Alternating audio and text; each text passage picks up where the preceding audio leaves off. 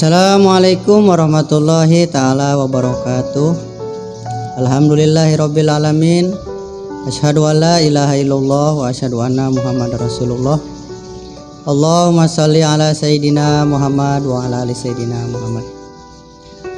Para kaum muslimin wal muslimat rahimakumullah, para ikhwan dan akhwat, para audiens dimanapun Anda berada, bertemu lagi dengan saya Saudara Irwan Kusniawan dalam rangka ngobrol perihal ihsan. Ada beberapa pertanyaan dari para audiens yang kemudian masuk ke jejaring sosial, salah satunya yaitu WA.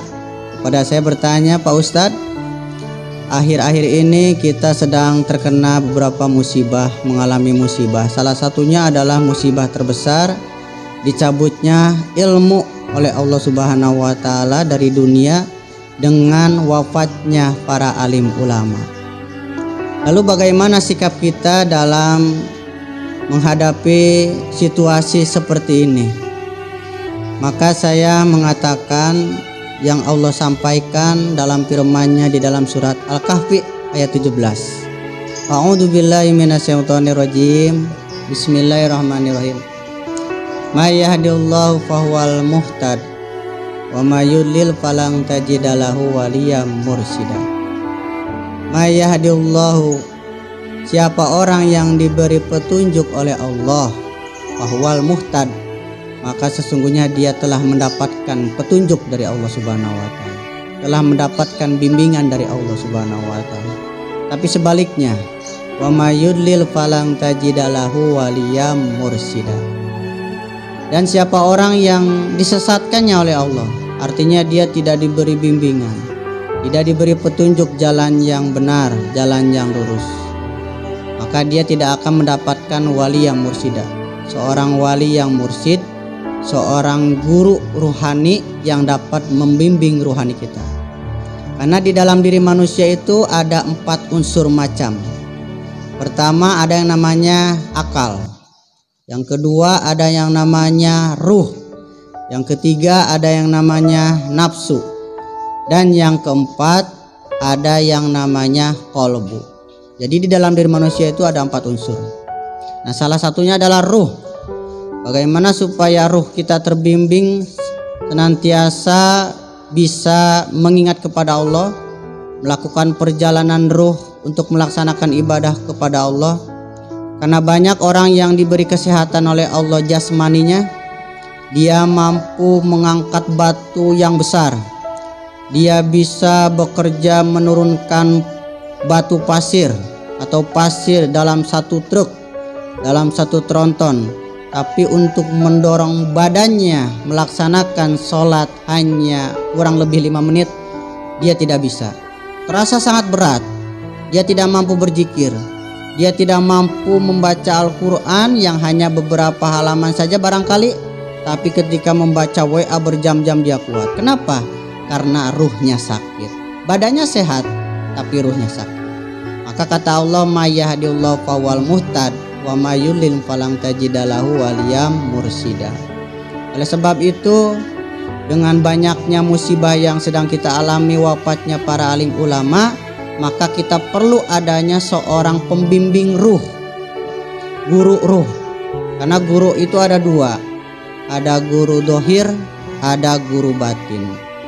Guru dohir itu semacam orang tua kita, merawat kita, mendidik kita, menyekolahkan kita, dan lain sebagainya. Lalu kemudian ada yang namanya guru ruh. Nah, guru ruh ini walaupun jasadnya sudah meninggal dunia, tapi ruhnya tetap membimbing kalbu kita.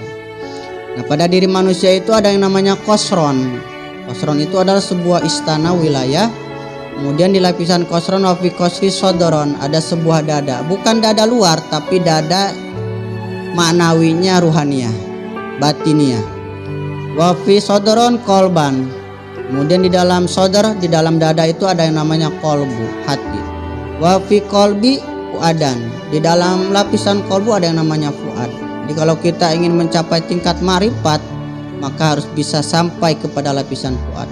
Wa fi fuadin syagofan. Di dalam lapisan fuad ada yang namanya syagop. terus kita meningkatkan diri kita kepada Allah. Fuadan itu tempatnya mahabbah kita kepada Allah. Jadi kalau kita ingin cinta kepada Allah, harus sampai ibadah kita kepada lapisan fuad. Kemudian ditembuskan lagi kepada lapisan luban. Wa fi saqafi luban, itu hijab pertama. Kemudian menembus lagi kepada hijab kedua, wa fi luban sirron, pada lapisan sir. Kemudian di dalam hadis qudsi tersebut ana di sana adalah Allah Subhanahu wa taala. Jadi Allah tidak jauh bersama kita, dan untuk bisa tetap kita ingat kepada Allah dengan cara kita terbimbing ruhaniyah kita, batiniah kita, qalbu kita, fuad kita, syagop kita, luban kita, syir kita, sampai kepada Allah Subhanahu wa taala. Nah, bagi para audiens dimanapun Anda berada, kaum muslimin wa muslimat rahimakumullah, terus tingkatkan ibadah kepada Allah, karena akhir-akhir ini kita sedang dilanda musibah yang cukup besar, musibah yang terlihat dengan mata dohir kita maupun musibah yang tidak tampak oleh mata dohir kita sendiri. Apa itu musibah yang tidak tampak oleh diri kita sendiri? Adalah lupanya, goflahnya kita kepada Allah Subhanahu wa taala. Ketika sholat kita lalai, ketika kita membaca Al-Quran kolbunya pun tetap lalai, ketika berzikir pun sama, kolbunya tetap lalai. Itulah musibah yang terbesar, karena Allah Subhanahu wa taala akan memintakan pertanggungjawabannya nanti di yaumil qiyamah. Di dalam hadisnya bahwa la tajulu qadama abdin yaumil qiyamah, seorang manusia itu tidak akan bergeser kakinya, keturunan Adam semuanya tidak akan bergeser kakinya, hatta yus'ala, sampai kemudian Allah akan menanyakan beberapa hal yang pernah dilakukannya atau yang pernah diterimanya di dunianya. Pertama adalah an umrihi fi ma'afnahu, bahwa umurnya itu dihabiskan kemana.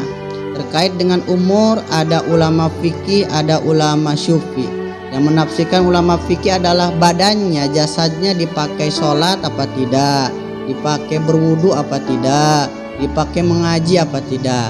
Sedangkan ulama sufi lebih berhati-hati, yang dimaksud dengan umur adalah jantung, detak jantung.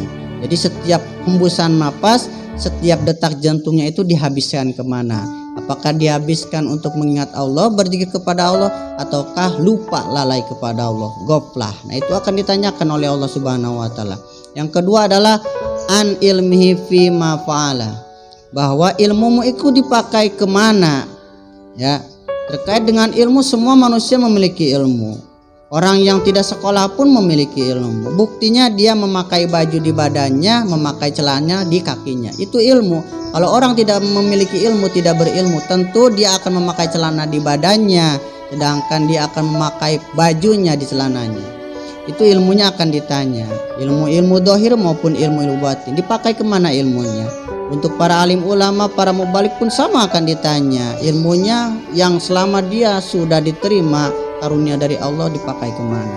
Kemudian yang ketiga, Allah akan menanyakan an malihi ainak tasabahu wa fima anfaqahu, bahwa hartamu itu didapatkan dari mana dan dihabiskan atau dinafkahkan kemana, gitu ya.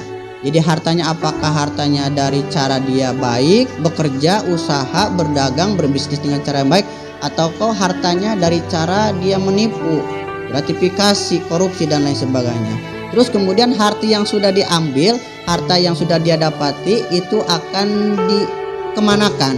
Apakah dipakai nafkah anak istri? Apakah dipakai untuk pembangunan masjid?